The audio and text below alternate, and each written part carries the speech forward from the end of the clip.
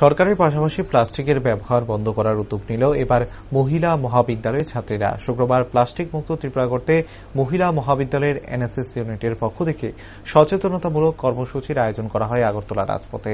কর্মসূচি সম্পর্কে সাংবাদিকদের মুখোমুখি হয়ে ছাত্রী দীপশিতা সাহা জানায়, প্লাস্টিক মুক্ত ত্রিপুরা গড়ে তোলার লক্ষ্যে উদ্যোগ গ্রহণ করেছে তারা। ত্রিপুরাকে সুস্থভাবে গড়ে তোলার উদ্দেশ্যে নিয়ে প্লাস্টিকের ব্যবহার বন্ধ করার জন্য শুক্রবার এই অভিযান শুরু করে। ত্রিপুরার মধ্যে এত রোগ একমাত্র প্লাস্টিকের ব্যবহারের ফলে। তাদের মূল পরিকল্পনা হল প্লাস্টিকের ব্যবহার বন্ধ করে কাগজের ব্যবহার শুরু করা বলে জানায় সে ছাত্রী। আজকে আমরা প্লাস্টিক মুক্ত ত্রিপুরা গড়ে তোলার জন্য আজকে আমরা এখানে সামিল হয়েছি। ত্রিপুরাকে সুস্থভাবে গড়ে তোলার জন্য প্লাস্টিক ব্যবহার বন্ধ করার পরিকল্পনা করে আমরা আজকে এই অভিযান শুরু করি।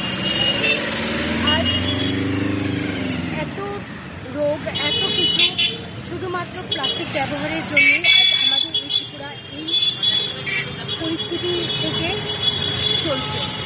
তো আমাদের উচিত প্লাস্টিক বন্ধ করে আমরা যাতে কাগজ ব্যবহৃত কোনো প্যাকেট বা যাই হোক, যাতে এগুলো আমরা ছড়িয়ে দিতে পারি পুরো ত্রিপুরা। এটাই আমাদের পরিকল্পনা। কার উদ্যোগে করা হচ্ছে এটা? হ্যাঁ, কার উদ্যোগে করা হচ্ছে? সমাজের জনসভার জন্য এগুলো করা হয়। আপনার পরিচয়টা? আমি অমিত কলেজ এনএসএস ইউনিট থেকে দীপশিতা সাহা।